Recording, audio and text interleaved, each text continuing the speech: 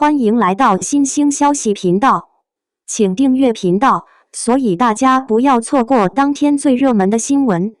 我们今天的时事通讯包括以下内容：李沁一笑亲哥邀来肖战，热度难超9000，为何不火？开场先抛一个反常问题：一部画面精致、打戏利落，还请来顶级流量力挺的古装剧，为何在播出过半后热度仍被困在9000以下？据平台数据显示，一笑亲哥又名一笑随哥自上线以来，虽然首周点击量高开，但之后增长曲线趋于平缓。10月中旬，相关社交平台热榜上，该剧未能形成破圈效应，热搜停留时间短，讨论集中于单点话题，难以延续声量。表面上看，这部剧几乎具备了爆款前置，李沁坐镇主演，肖战友情出演加持，服化道标准高，画面审美统一。然而，实际效果却让人困惑，口碑评价中性偏下，热度增长迟缓，甚至被同期几部成本更低的作品反超。这一反差让业内外都开始重新审视，在2025年的古偶市场，单靠颜值与流量还能否支撑起一部剧的热度神话？首先必须承认，一笑亲哥的题材放在几年前确实是个加分点。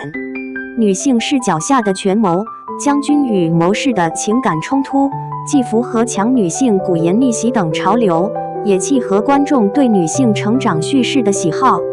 但到了2025年，这类题材早已陷入同质化陷阱。仅在上半年，就有超过10部以女将军、女帅战场恋情为主题的古偶剧相继播出。从凤起长歌到锦衣山河，观众被相似的设定与台词模式轰炸，她是唯一能与她并肩的女人，我愿为你弃天下等台词，甚至成了网友吐槽的模板。当同类作品堆叠到一定程度，观众自然会产生审美疲劳。前几部剧的质量波动又进一步消耗了观众的信任度，导致一笑亲哥上线时本应具备的期待值反而被稀释。题材撞车意味着初始吸引力降低，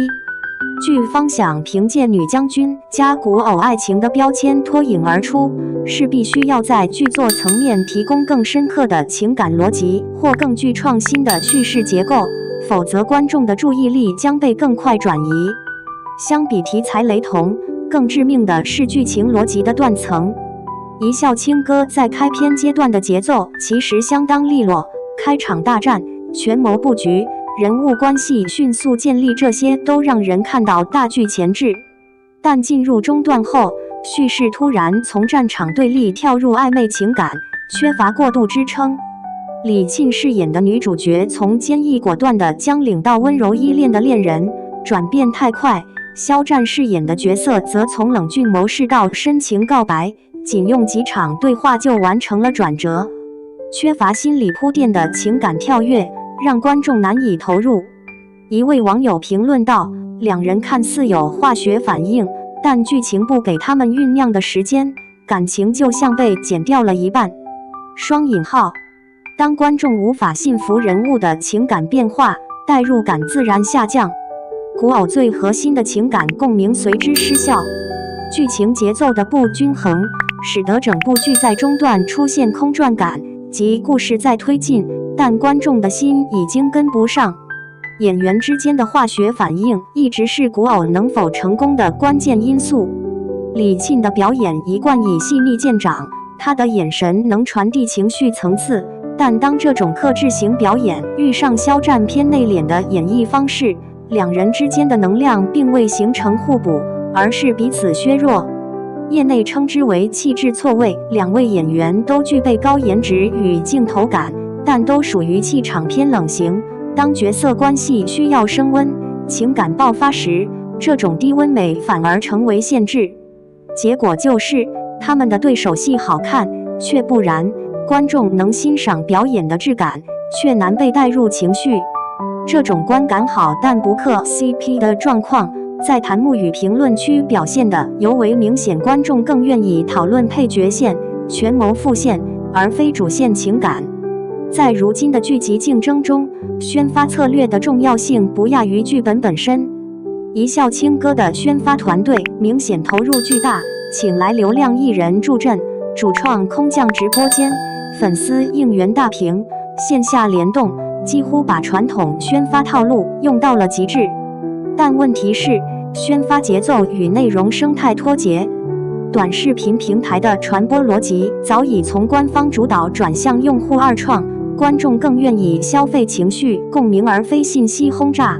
剧方仍沿用旧式的密集发布加艺人转发策略，虽然曝光高，却缺乏精准触达。官方账号深夜更新，频繁发图发花絮，但内容重复度高，缺乏爆点策划，大量内容被算法过滤掉，无法形成有效传播。一位资深宣发从业者指出，现在的剧宣不怕量小，就怕没亮点，要么让人哭，要么让人笑，要么能被剪成梗，否则发100条都不如一个高质量片段的传播力强。双引号，这正是一笑倾歌的痛点所在，声量有，但情绪缺。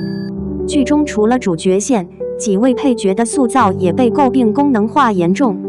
无论是女二的情敌设定，还是男二的暗恋支线，都停留在推动剧情的层面，缺乏独立动机。这种单薄的角色构建，不仅削弱了故事厚度，还让观众在情感上找不到共鸣对象。相反，一些出场不多但设定新颖的角色，如护卫、谋士，甚至反派，反而成为观众讨论的焦点。这说明观众并非拒绝群像戏，而是希望每个角色都有血有肉。当配角失去灵魂，观众的注意力会被不断稀释，从而形成情感分流。你喜欢的不是主线，而是一些碎片化精彩。这对一部想要靠主线情感破圈的古偶剧来说是致命伤。古装剧的摄影和灯光往往更考验演员的镜头表现力。一笑倾歌中部分年轻演员在情绪调度上显得生硬，一些本应充满张力的对峙戏、诀别戏被演成了朗诵式台词。观众感受到的不是痛感，而是表演痕迹。镜头特写下，这种差距被无限放大，尤其是与李沁的成熟表演形成对比后，反差更明显。网络上甚至出现一种戏谑说法，李沁在演古装正剧，其他人像在拍偶像短剧。这虽是夸张表达，却准确点出了整体调性不统一的问题。肖战的加盟本应成为最大亮点，但结果却并未带来预期的爆发效应。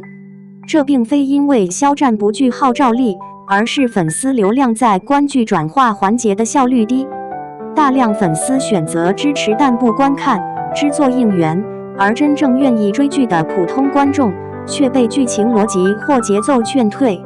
这意味着一笑倾歌虽然拥有巨大的粉丝声量，却未能有效转化为平台热度。流量不是热度的终点，而是热度的起点。业内人士如此总结。同档期的几部作品中，《浮生梦》《锦云台》《无双令》都在短时间内形成了社交爆点。它们的共同点是情感线打磨细致，逻辑闭环完整，宣发精准，锁定目标受众，在短视频生态中制造传播点。角色有话题性，能被二创与模仿转化为梗。一笑倾歌缺乏的恰恰是这种社交可传播性。在信息过载的时代，内容的可二创决定了生命力。尽管问题众多，但并非全无转机。部分观众在社交平台上自发剪辑片段，制作混剪、CP 剪影、情绪配乐等，已经获得不错的播放量。这说明剧本身具备二次传播潜质。如果剧方能及时捕捉这种用户自发行为，优化内容策略，例如提炼人物成长线，强化逻辑过渡，将高质量打戏与情感片段重新包装推送，仍有机会实现热度回流。此外，若后半部分能通过人物命运反转、情感张力提升等方式重新唤起观众关注，一笑倾歌依旧有望实现迟到的爆款。结语：从好看到会传播，是未来的必修课。一笑倾歌热度被易注，并非单一原因造成，而是题材饱和、剧情转成欠缺、人物气质错位与宣发策略滞后的综合结果。他的案例给行业的启示是，在古偶剧进入存量竞争时代，任何一个环节的掉链子都会直接拖慢整体热度。未来，古装爱情剧若想重新打开局面，必须在2个方向同时精进。其一是故事逻辑的真实感，让观众的情绪能自然流动；其二是新媒体传播力，让剧情在社交平台上具备生命力。只有当好看与会传播形成合力，古偶剧才能再次点燃全民追剧的热情。而一笑倾歌或许正处在那个关键的临界点上，若能在后续调整中找回节奏，它仍有机会用后劲赢得掌声。